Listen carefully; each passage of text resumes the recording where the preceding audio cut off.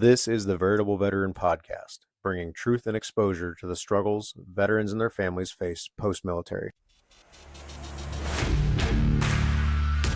Depression,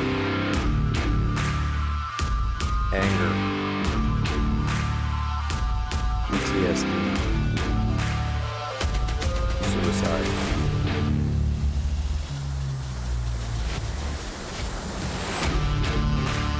Who am I? What do I do now?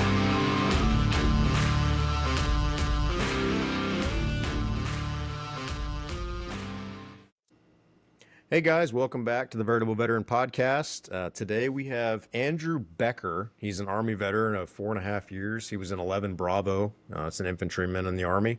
So we have a little similarity there. I was an 0311, so basic infantryman in the Marine Corps. He was in 11 Bravo. And he's come on to talk about his organization. It's called I'll Carry You Home. And he's just going to talk to us about his time in the service and his transition story. So, Andrew, why don't you tell us, introduce yourself and tell us a little bit about yourself. Sure. So, everybody, my name's Andrew Becker. Like he said, I grew up in Washington State in a farming community. You knew everybody in the area. You didn't lock your doors. Pretty small town.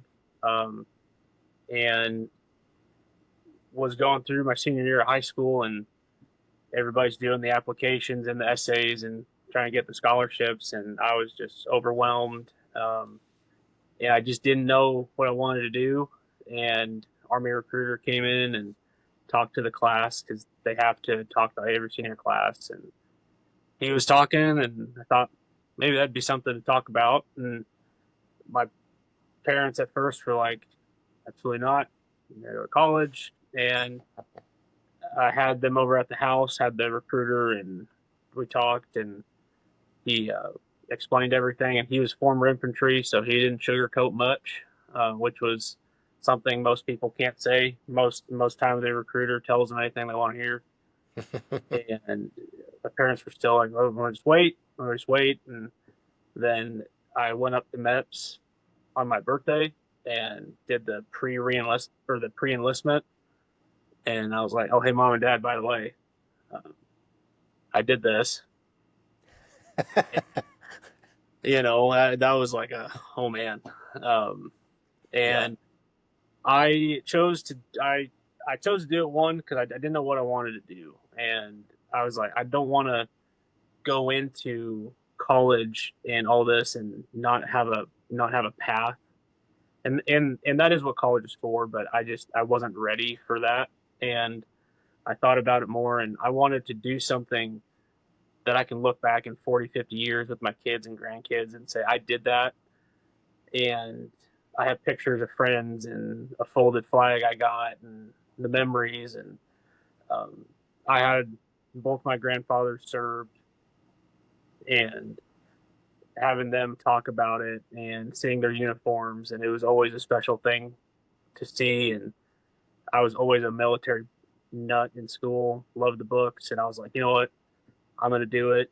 And finished out a harvest season after high school. We finished wheat. And a few weeks later, I was on a plane to Georgia. It was pretty interesting.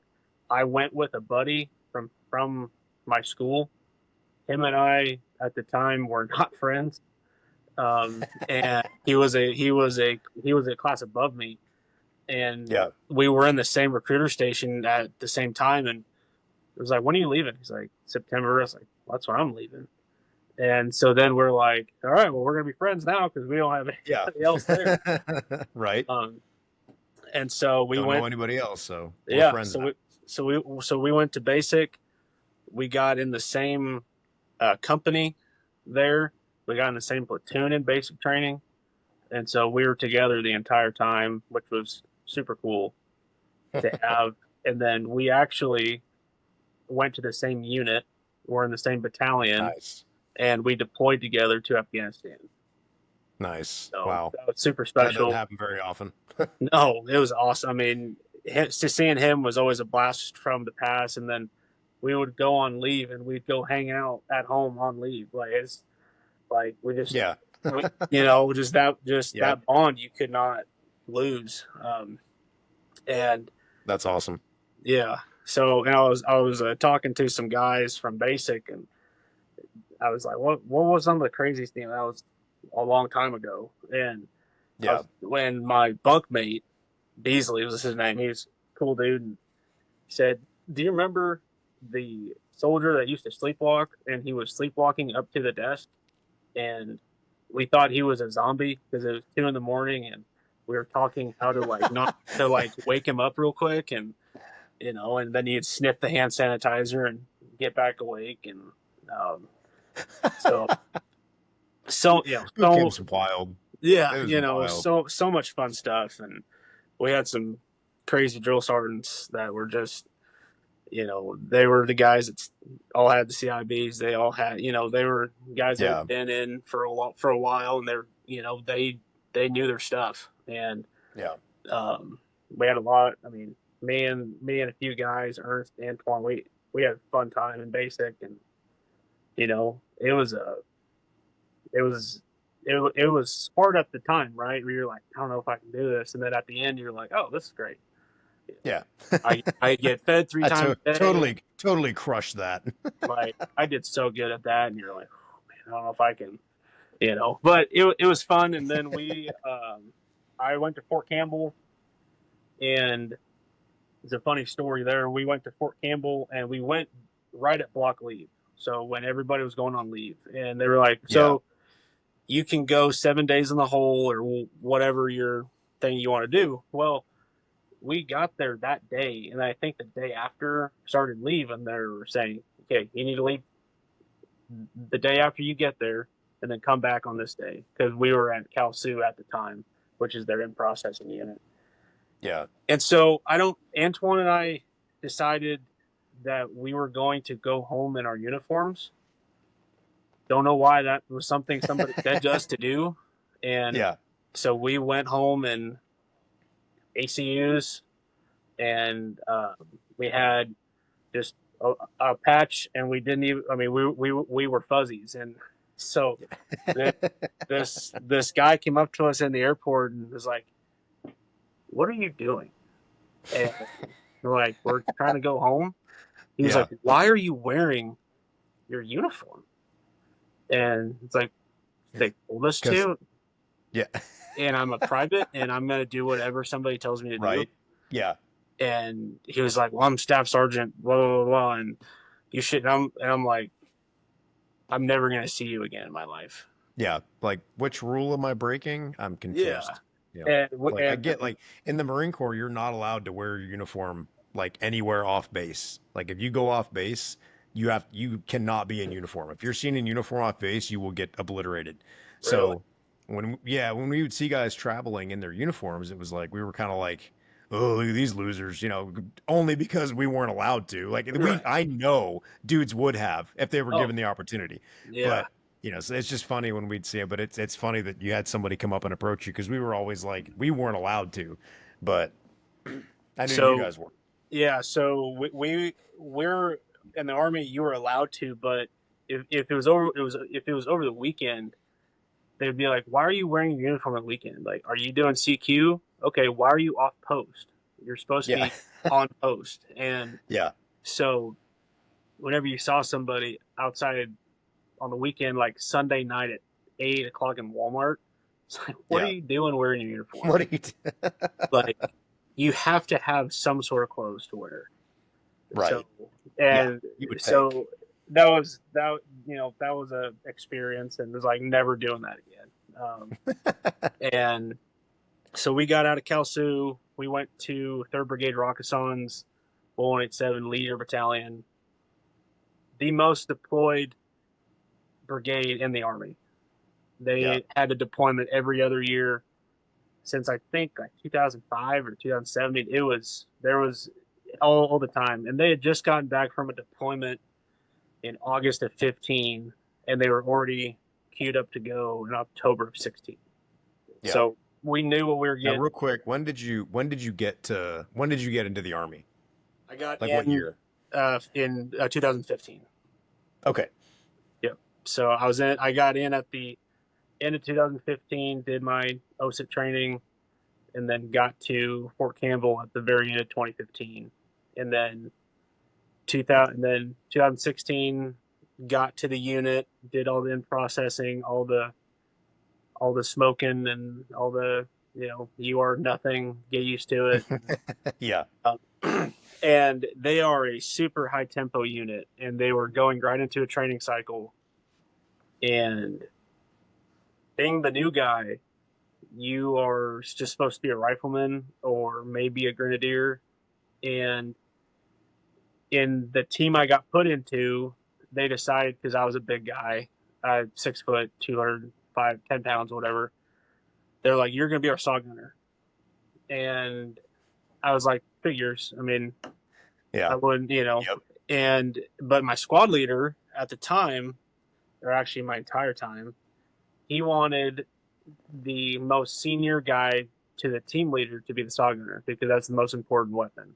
The crew served. And so he came off of a leave or something, and he came to find me carrying the saw, which he hates privates carrying a saw. And he saw me carrying it, and he just went into the team room and pulled my team leader in and just gave him just the absolute dog cussing. I was like,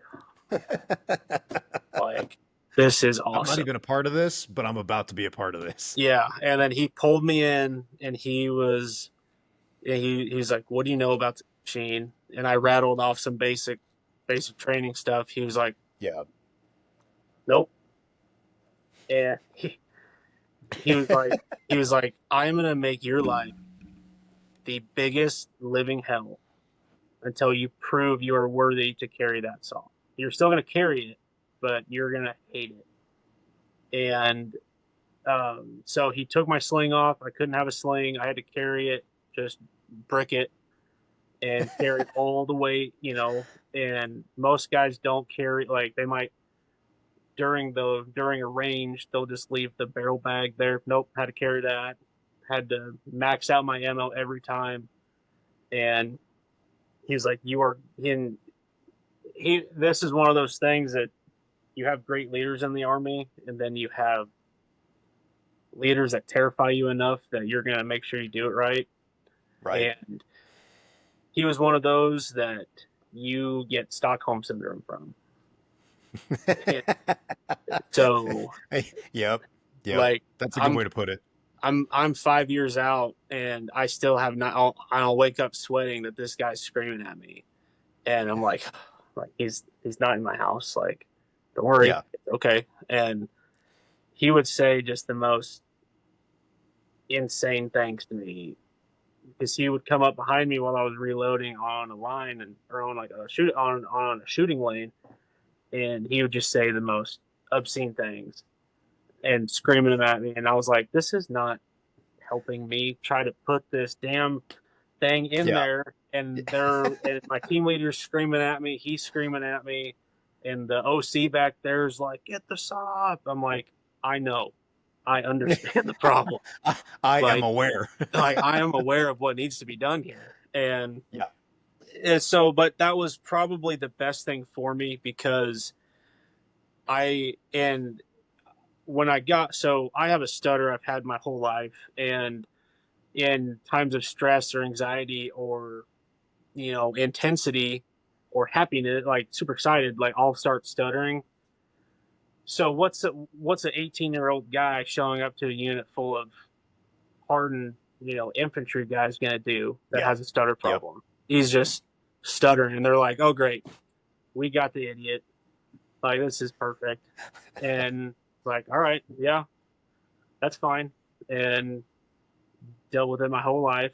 And then somehow they come up with new insults I've never heard of. I'm like, "Hey, that's that you didn't even think about that," and that's and so, I'm not even mad. I'm just yeah, impressed. I was like, "Man, I've never even heard of that one."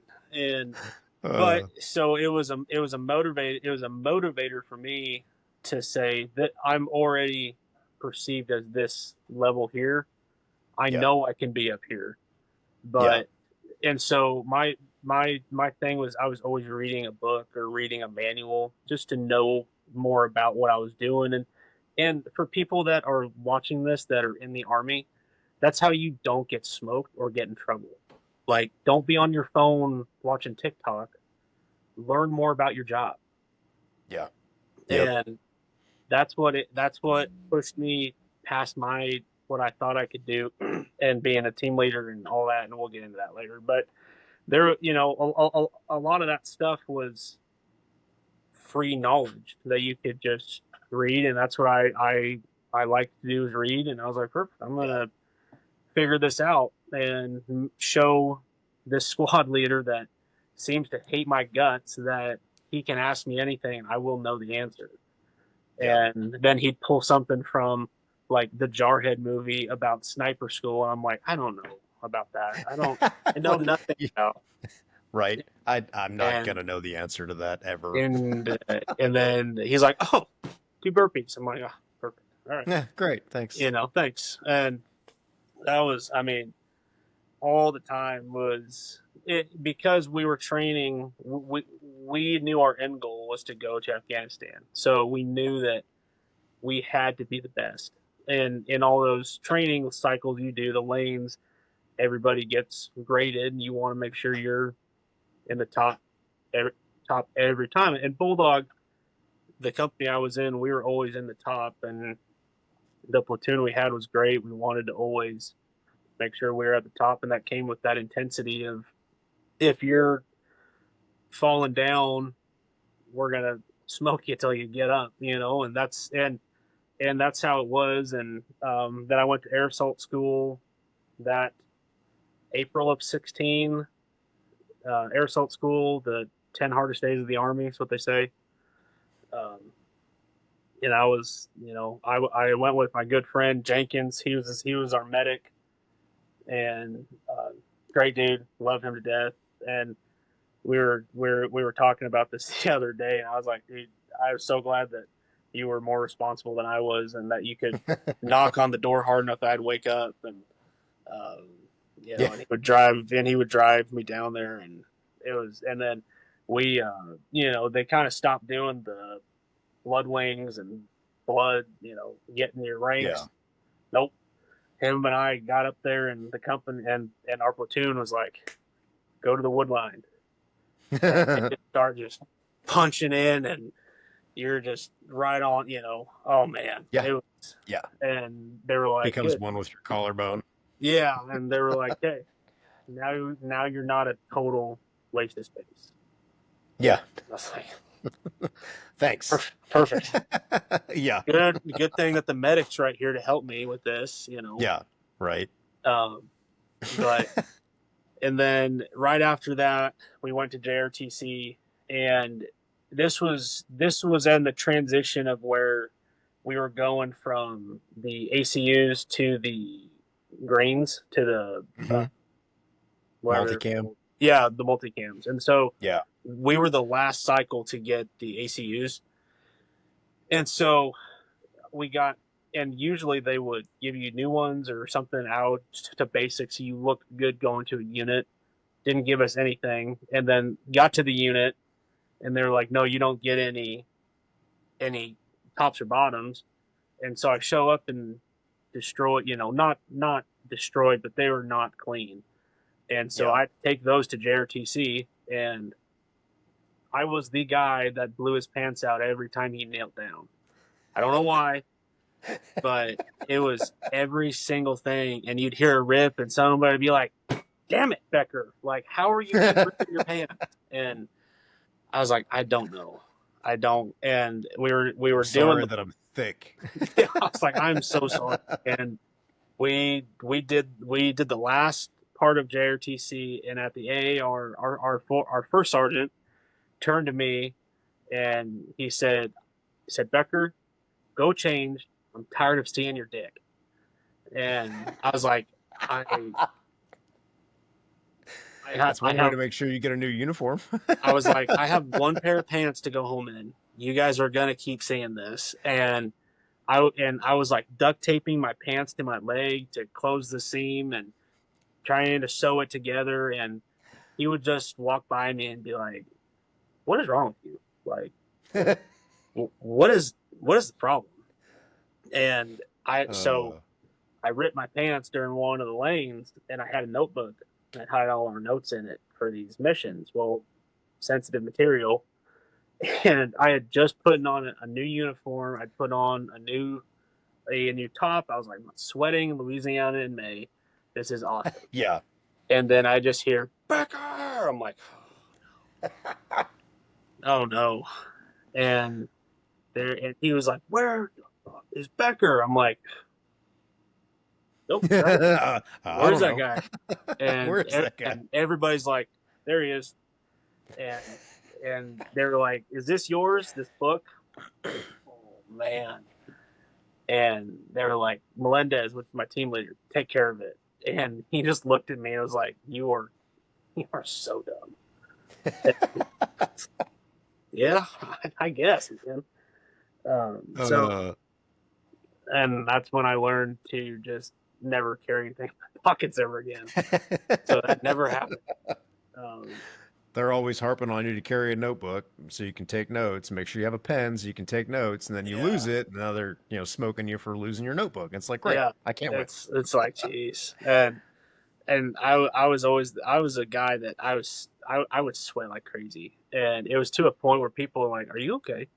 Like Yeah, it would like it would be a pool. Like I would we went to JRTC twice in 4 months because we did it in May. And then for our deployment, we went back in September. Louisiana in September, awesome. And yeah, um, we were doing PT and went inside, put my shirt up on a thing, and it's just like somebody put it in a bathtub and just let it there.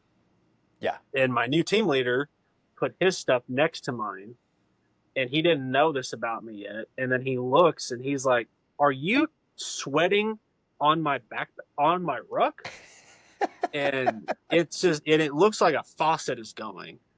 And Yeah. he's like, "Get that out of here! Like, what is wrong with you?" And I'm like, "I'm so sorry." And Yeah. later, I learned that I have a condition that I sweat too much, Yeah. and I learned this obviously out of the army because they're like, "You're fine. You sweat a lot. You're just hydrated." Yeah. Of And then I course. got out, and they're like, "No, this is like you are dehydrated because you sweat too much. Here's a pill. You're better." And Yeah. I was like, "Wow, my life has changed now." So it's like, of course, I mean, the army. Right. Yeah. Um, Oh, you're fine. It's fine. Just drink more water and yeah, sweat more. drink It's more fine. water and take a knee, and I would sweat so much I would heat cap almost, and Yeah. they would put an IV in me, and they're like, "Okay, if you keep doing this, you can't deploy because you're a liability." Yeah. And I was like, "No, I'm fine. Like I just sweat. Like I'm fine. I just sweat a Yeah. lot, and I'm drinking a lot of water." And they were like, "We want you on the deployment. Stop stop needing an IV Yeah. in you." So I just kind I'm of sorry. I just kind of stopped drinking water. I don't know. I drank more monsters, I guess, and just Right. kind of dealt with it. Just close my pores off here. Let me just tell them to, Yeah, to it's like stop stop it. leaking everywhere. Yeah. Yeah. Um, and then we went on leave, and that summer, and I had it. It's crazy. I had hurt my ankle doing a um, at the air assault tower. We were doing it as a company for some reason because they wanted us to do it. Well, my buddy went down, broke his leg, Oh, and then I went down and I twisted my ankle, so I hobbled out of the way. And then another guy went down. I think he broke his arm or hurt his wrist, and they were like, "Okay, we're done. yeah. We're done." We're good. Like, and because we were doing it with full pack, full kit, and weapons, and they were like, "Why are we?" And so some of the leaders were like, "Why are we doing this? Like, who Yeah. cares?" And Right. so I was in crutches, and I borrowed my buddy's car to go to Taco Bell or something, and then I lost my wallet. Well, if you lose your cat card, I was like, Yeah. what did I do with my card? And so Yeah. getting smoked in crutches, like, uh, whatever. Yeah. Yeah. And I was like, and so the guy, I was like, dude, it's got to be in your car. Like, I didn't even get out of my car. or out of your car. I was on crutches. He's like, I looked, man, I didn't see it. And then I had charges on my card. And I was like, somebody's got my wallet. And then the next morning, I had a note under my door, said, hey, sorry. And then I was going on leave. They spent all my money I had before I was going on leave. And I was a private. So I was getting paid like $600 every 2 weeks. So I didn't have a lot of money Yeah. anyway. Right. Yeah. But he tried to buy something for $800 and it got declined. And I was like, okay, well, that's good. And uh, I was like, okay, well, now I know it got used here and it got declined. They have to have a camera. And they're like, well, you got to go through the MPs. You got to do all this. And I was talking about it in my platoon, like, I need that stuff so I can fly home. And so I got a note that night, hey, I'll get you your money. Just don't go to the cops. I was like, what? And I was like, that's weird. And so then the next morning, $400 under my door in my wallet in my cat card. And I was like, okay, I'm pretty sure it's the guy's car. It's that guy. Yeah. And he came in that next night. He was like, hey man, did you figure out like what you're going to do? And I was like, yeah, I'm going to turn this guy in. Like, he stole my stuff. That's wrong. And so then we were outside talking on the back of a pickup, and I knew it was him. So I had my phone recording, and he was like, man, I just wanted to impress my girlfriend. So I took your money. Like, I don't have much money. Like, can you forgive me? And I was like, nope, screw you. And I sent it to my team leader, and I was like, no, dude, I'm not playing this game, you know. But it, like, that's who I was gonna maybe deploy with, a guy that's gonna steal my wallet. Yeah. Like, no, Yep. not. Yeah. You know. Yep. And so then we get to the last JRTC, and we're getting ready to go, and got a lot of new guys from that summer, guys that became my best friends, Becker, Ivanelli, Dylan, and we were all pretty close together, and got ready to deploy. And pull up that real quick. Sorry, You're good. gotta keep my memory going. And so we went to Afghanistan on Halloween. So we left day of Nice. Halloween, sat there and wait. I just saw a video of angry cops at DC, and he was like, we are hurrying and waiting. And I was like, yeah, that's just regular Army. That's nothing new. And Yep. you know, even if you're it's not just the Army. it's the same thing. And Yeah. It's you know, all the connexes are loaded. We're ready to go, and we get to Kuwait. We stop in Germany, go to Kuwait. There for about a week, getting everything ready, which is just us laying around and eating food and going to the gym. That's all you do. Yep. You know? Then a week later, we got to Bagram, which is where we were partly stationed at. We kind of traveled all over the place with what we were doing for that deployment. We were a quick reaction force for the entire campaign, basically. So if there was something happening, we would go where it was going. And we did a lot of QRFs with some high level units, and that was more of just holding an airfield for them while they go do awesome stuff. And we're sitting on a tower, which was, whatever. Yeah. But we were in country for less than 5 days, maybe a week, and they were doing a run to commemorate Veterans Day. It was November 12th, 2016, and on those bases they have sirens, and every siren means something different. And we were just sitting in our room, and we're listening because it was a certain day that the sirens go off, and it did all of them, and then it did it again and again, and it was the siren for attack, that we were being attacked. And so everybody's running on doors, knocking, like, hey, get your shit on, we're going. And we're like, all right, what do we do? You know, you're just like, Yeah. what do I do with my family? Right. And they're like, get your shit. We're and so we got briefed. Suicide vest went off near the run. Um, Killed two guys instantly, and then the third one died in December. I think December, um, from his wounds, and injured 15 people. Um, and so our task was to clear Bagram, the entire base, get every Yeah. Afghan off of it, um, and that was our mission for that day or two. And we just literally swept all of Bagram, and we're like, "Hey, get out, go to the gate, get out of here." And we were checking Yeah. porta potties, pulling people out, like, get out of here. And we were told, everybody at that point, it was pull everybody, get them off, because we're gonna find the guy who did this and who helped him. Um, and then they're like, no, don't pull off the contractors like the Georgians and the Americans. Like, don't put them with the Afghans. And we're like, oh crap, you come back here, go back to your room, like Yeah. over there. Like, I've been good to know that before we pulled them out, but okay. sorry to scare you. Like, Yeah.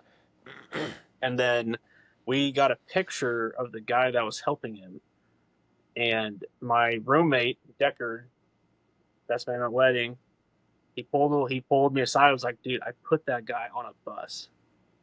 I know exactly who that guy is. So we went and told. So then we went over there, and they were.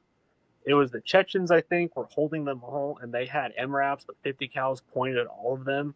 Like, they were Yeah. not messing around. And Yeah. we were like, you know, all of those Chechens are 6'2", perfect fit, perfect beards, Glocks on Right. the Yeah. side. Don't want to mess with those guys. And Nope. so we found out the guy that did it, his room, and apparently he'd been bringing stuff in for like 4 or 5 months, building it. So that was our first taste, and we we had done a little. We had done part of the mission. We were going back to our room real quick to change into because we are all hot and sweaty, so we changed uniforms and went back out there and got chow, I think. And so I messaged my parents. I was like, hey, something happened. I'm okay. You'll see it later. And because then when some of that stuff would happen, they would cut off the internet. Yep. And so I got that message to my parents before they cut it off. Said, hey, I'm okay. We're okay. Um, and so that was our first taste of, like, hey, we're here. I mean, Yeah. this is not a something now that we're just giggling about. Right.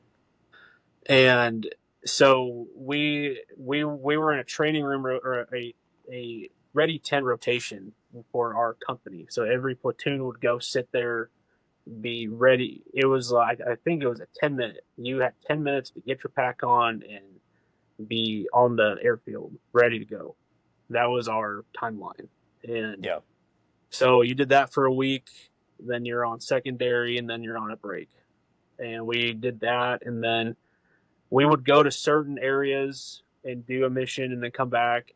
We did a lot of taking advisors places and talking to people. Like, we went to a compound early on, and it was the new president of Afghanistan, his compound. So we Mm-hmm. took advisors up there. He's on a mountain, a big fortress. I mean, it was pretty cool and super fun stuff. I mean, you know, there was some of that stuff that was cool to see. I mean, it was cool to see the country. You know, you never seen Yeah. any of that stuff. And um, we went to um, we went to a place in the spring called Tarancot for a few weeks. Where it was an old Australian base, I believe, or Germany, and it was attached to an Afghan army base, the ANAs, and we were taking advisors up there talking because they were supposed to be clearing roads to Kandahar at that time. And it's like, you need to clear 50 miles and you've cleared 100 feet. Yeah. Like, what's the deal?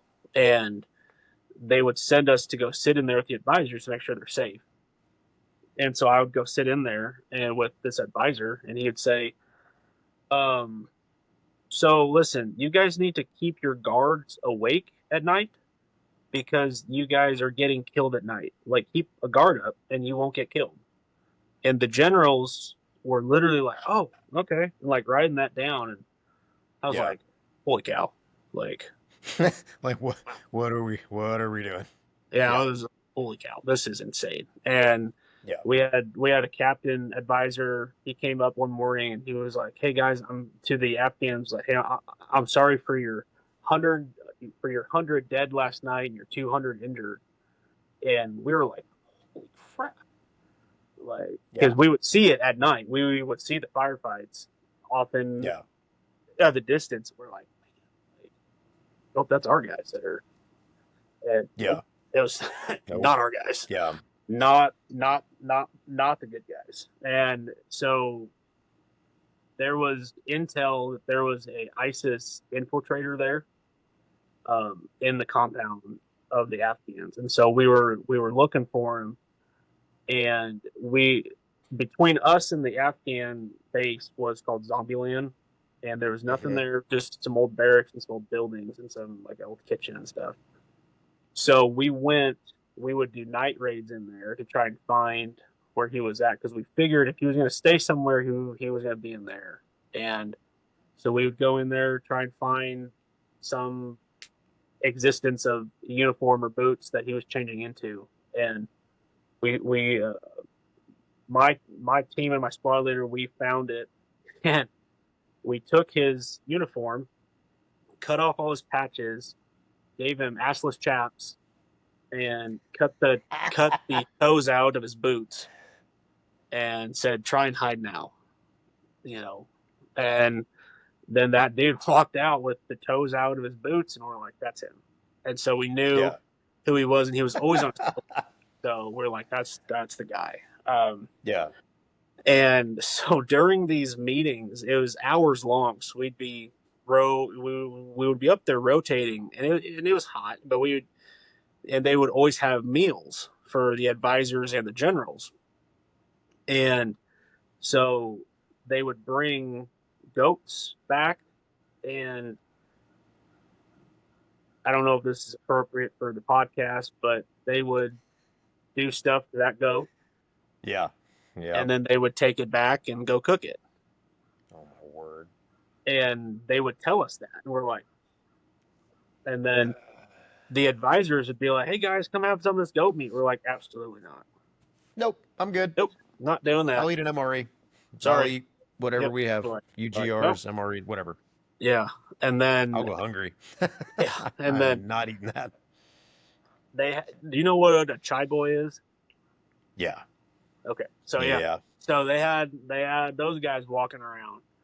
Yeah. And so my buddy Deckard, my best friend, we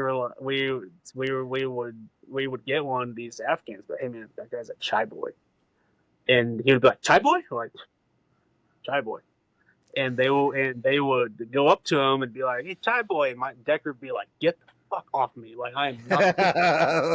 Like And we would all just I start will hurt laughing. you. And it was awesome. I mean, it was so funny. uh, He was like, "Do not put me in that room with those people." Like, you know, it was, someone's gonna die and it's not yeah, me. it was so funny. But that, Oh my word. that was the fun stuff we would do to pass time. And Yep. we were there for a few weeks, and so we got there, and we didn't have supplies. We didn't have enough water for a whole company or food. Yeah. So there were the reinforcements were terrible. The battlements, and so we had what our first sergeant decided was you had to fill 50 sandbags as a team, and you got your water ration and your MRE ration. Yeah. So we were doing. And they wonder, basically slave labor. Yeah, They're exactly. like, oh, you didn't fill 50 sandbags? Yeah, you don't eat today. Oh, okay. Yeah, and so it was like 6 bottles of water. It was not a Yeah. lot, and so we weren't shaving because it was like we're not going to waste water. Yeah. Well, Brigade Sergeant Major comes out and they're like, "Hey guys, you need to shave." There it is. And we're Yeah. like, what? This is my water for the With day. what? This rock or this, Yeah. rusty And, razor that yeah. So we were like cutting our faces, like, Yeah. hey, Sergeant Major, we're keeping it clean out here in the middle of nowhere. Yeah. And he was like, hey, man, you're looking great. Like, keep it up. And Yeah. at the time was when all of the tobacco got destroyed in Kuwait because they found fiberglasses in it. So there was no tobacco in country. Oh gosh. So So everybody's everybody just was a raging. little tense. Everybody was a little Yeah. tense. And for the company, the sergeant major brought out 2 cans of tobacco and said, "This is for you guys. This is me thinking of you." Oh. And it was like Skull something terrible. And we're like, Uh, like rock Skull on, Peach. rock Thanks. on, man. You know, Yeah. like Like this, you're gonna this start a war or someone's gonna get killed over this yeah, can of tobacco. Like that's yeah, not cool. Oh my yeah. word. I mean, that's what we were like, man, this is Uh insane. And then we were doing a night one. We were going up at a night where we were doing a night advisor meeting, and it was kind of impromptu. And we actually had a 1-star general with us that was a National Guard, and so he was part of the talks. And I hadn't really seen him, and so we would drive up in the Toyotas, the diesel yep. stick The shifts. Helixes. Yeah. Yeah, and there's like four The people. greatest truck ever made. The greatest I truck ever made. I could I have want bought one one so for bad. $250 and figured out how to send it home. Yeah. And he was like, the Afghan was like $200 and it's yours. I'm like, please, like, Don't do this to me. I can't. it's like, help me get it home. Like, that's awesome, you Yeah. know. And Yeah. so we were going up at night, and there was like 5 of us that could drive in the company that could drive a stick shift, which I thought was bananas. Yeah. And so I was the lead driver with the general, and I was still a saw gunner. So I had I had my cans up here, and then my gun was sitting, my saw was sitting up here, so I couldn't reach it. And they had just done a shift change, and they did not tell the shift change we were coming. And so this A&A guy, an M16, racks his M16, puts it on fire, and before we could do anything, puts his muzzle on my head, finger on the trigger, like, "Who are you? What are you doing here?" Yeah. And so my reaction is, the general has a pistol. I'm pulling at his pistol because now I'm going to shoot this guy Yeah. because you're not Yeah. No. going to live and do that, you know. And Yeah. and so the general was getting mad at me, like, stop, like, it's fine. I'm like, his muzzle is on my head, like, Yeah. Like I don't think you understand the gravity of it, the situation. it is go time now, like. Yeah. And my squad leader and my team leader were up in the bed of the truck, and they jumped out, and it was probably a line from a movie he had heard, and it was like, this is the perfect moment. And he said, "Wrong move, killer." And like, at the time, I'm like, I'm gonna kill this guy. And then thinking later, I'm like, that was such a badass line. I should have been recording that, like, somehow, like, just the perfect, jumping out of a truck, pulling up and saying, "Wrong move, killer." Like, that is just Yeah. ass, you know. And so we do. And so when you're in that environment, you're like, "Ah, whatever, like, we're gonna keep going, you know." Yeah. And we do the advisor mission, it's fine. And we come back that night, and my squad leader is like, "Hey, if they had shot you, don't worry, because we would have killed the entire base. They would have let us do that." Yeah. And I Yeah. was like, "Hey, that's great. Can we not have me get shot in the head? Like, Right. Yeah. This is is cool, but there needs to be an ending where I'm still yeah, alive, yeah, not, like, is there not an have my head alternate? canoed by some Afghan Yeah, army guy who, yeah. And I trigger was, happy. and so at the, during the deployment, you're like, like, that was something that whatever. But later on down the road, I mean, that kind of thing sticks with you, you know. Yeah, Like yeah, that's kind of a crazy thing to have happen to you, and it's not something you can explain unless you've had a muzzle on yeah, your head, and it's not a right. friend. Uh, Yeah, and it's not training. It's not, right. there's the legitimate threat of, 3 pounds of pressure, and I'm gonna have a giant hole in my head, and Yeah. that's about it. Yeah. And so that was the first time outside of the S Fest that I was like, holy cow, like Yeah, that was almost me. And you've heard of the green on blues, like it happens. yeah, And that was almost one right there. And but like I said, at the time with the adrenaline, you don't think about that stuff. Um, yeah, yep, and so we we get back, and through all of this time in Afghanistan, there's always rockets, right? Always rockets going yeah, over and mortars, and right, you hear it incoming, incoming, and you're like, oh, perfect, I got one. yeah, And because if you hear it, it's too late. I mean, yeah, for a rocket, mortar, yeah, they can take care of those. And we were at the ready tent out there on the airfield. Me, Ivanelli, Dylan, and Acker, we were all sitting out there talking, and we just we heard something. We're like, and it blew up less than 100 yards away from us, and we're like, holy crap, like flabbergasted. We're like, whoa. And then it went incoming, incoming. We're like, a little yeah. late, man. Like, wow, Cool thanks. story, bro. You It's know, already impacted. There's no more incoming. yeah, like I saw it happen. Yeah. And that's Uh, where you hit that point on your deployment where the sound goes and you're like, oh, it's my time, it's my time. Like, let me just go back to yeah. sleep. Yep. Um, I'm not going out to that stupid bunker. Good yeah, I'm night. not going out to the bunker. And Yeah. Yep. sometimes they'd be okay with it, and then sometimes they're like, get out, Yeah. and we were work, the biggest thing out there is working out, right? It's the only thing to do is work out if you're Yeah. not, doing a mission, and you're always Yep. working out. And it's like 11:30, and the guys were like, "You guys want to go work out?" We're like, "Sure," Yeah.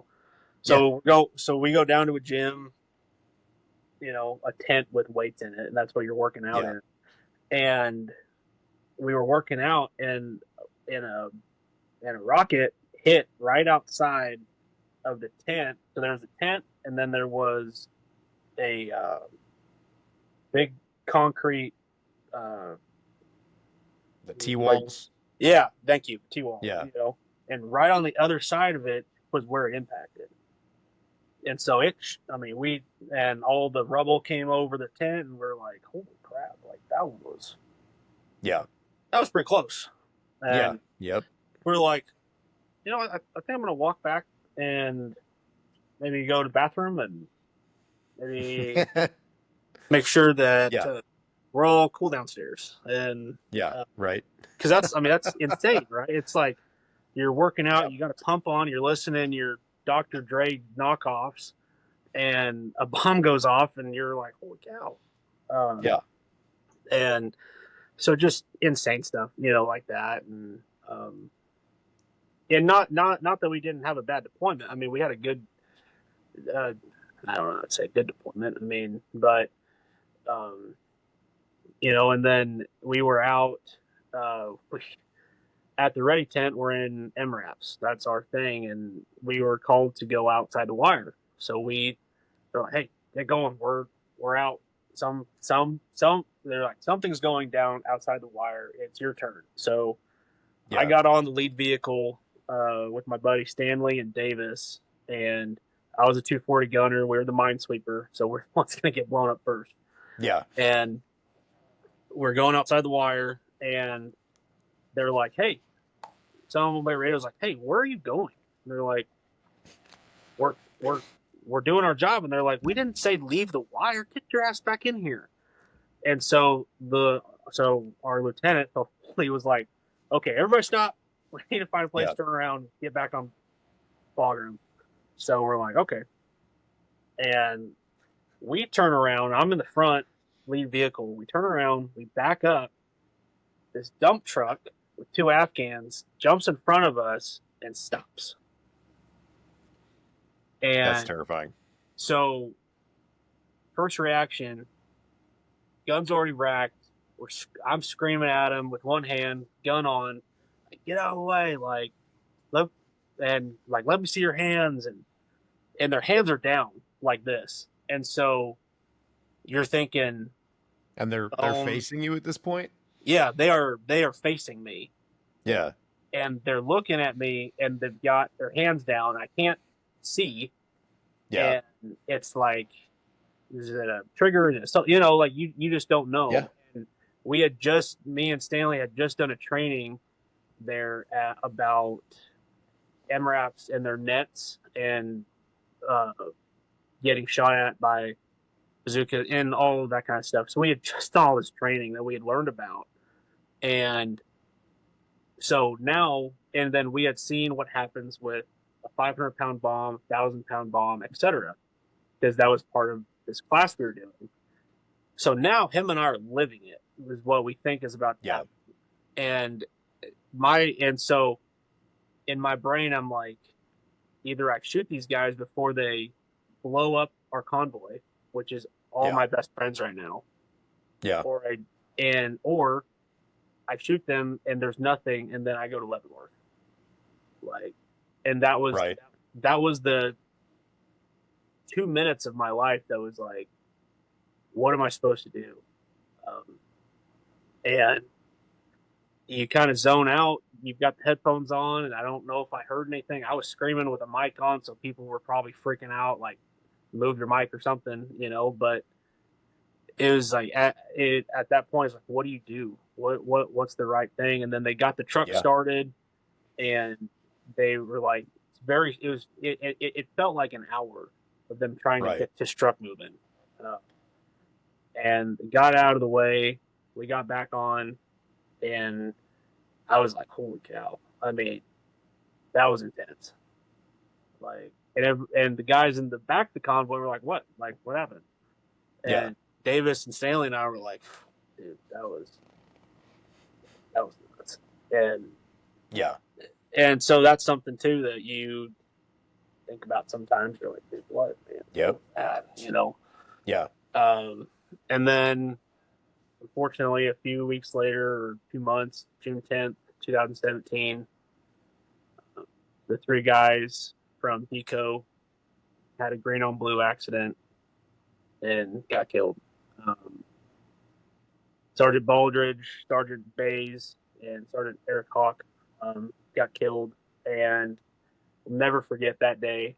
Um, and a lot of the guys in our platoon knew those guys. They were friends that came from Hawaii together, or they were in Deco before I came to Deco. And we were sitting in our rooms. I think I was playing my computer, just goofing off, and bang on the door. Door opens up. Get your shit. Take what you can. You will not be back till we leave. That was all we were told. Wow. And they're like, get going. So we're like, Yeah. all right. So we're packing our stuff. We're like, I don't even know what happened. And so we're getting ready. We're packed, ready to go. And we're like, what happened? Like, who? Like, so at first we thought it was our guys. We're like, what platoon got hit, first or third? Or Yeah. it was first hit because third was in the ready tent. And it was like, no, it was Deco. And so we're like, okay, what happened? And they told us, like, hey, let's go. Like, now it's the what we were going to go do was clear and destroy. Like, that was basically what we were told. You guys are gonna go and take care of this. And we were ready to go, and didn't send us. They sent their platoon that was in the ready tent, so we took over the ready tent. Yeah. And that was hard because you saw some of these guys that were best friends with these guys, and they had to rely on their training to still pack their gear and get ready to go when they knew their friend was dead. Yeah. And so that was a really tough part of that. That was probably the hardest part of that deployment, was seeing that, and seeing those guys. And so the same thing happened in November. I texted, "Hey, I'm okay. You'll see something. We're okay. My guys are okay." Because at that point, I just became a team leader, and got promoted to specialist. And so it was like, hey, now I've got to take care of my guys, um, and say, Yeah. hey, we still have to get ready to go. Um, and then we cleared out. Um, then we were ready to go home. Getting out of country was, I feel like, twice as difficult as getting in the country. Yes. Yeah. Just so annoying. They're Yeah. like, hey, So annoying. there's dirt in there. It's like, Yeah. okay. I've been in the desert for like 8, 9 months. There's a lot of dirt everywhere. They're like, your pants are dirty. You can't wear those. I'm like, I've been in Afghanistan. Like, what do you want me to do, man? And Yeah. so Yep. just annoying stuff. Um, and it was interesting because a lot of us were, you you could tell from what we did, and it doesn't sound like we did a lot. We really did. I mean, and in retrospect and talking to people, like, but we did come back changed. I mean, there was things that we did come back changed to. We saw how the Afghans lived, how they treated people, and that wasn't good for what we saw. And um, so you don't know how you're going to react to being changed like that, Yeah. and you come back super intense or super chill or whatever, and I was kind of both.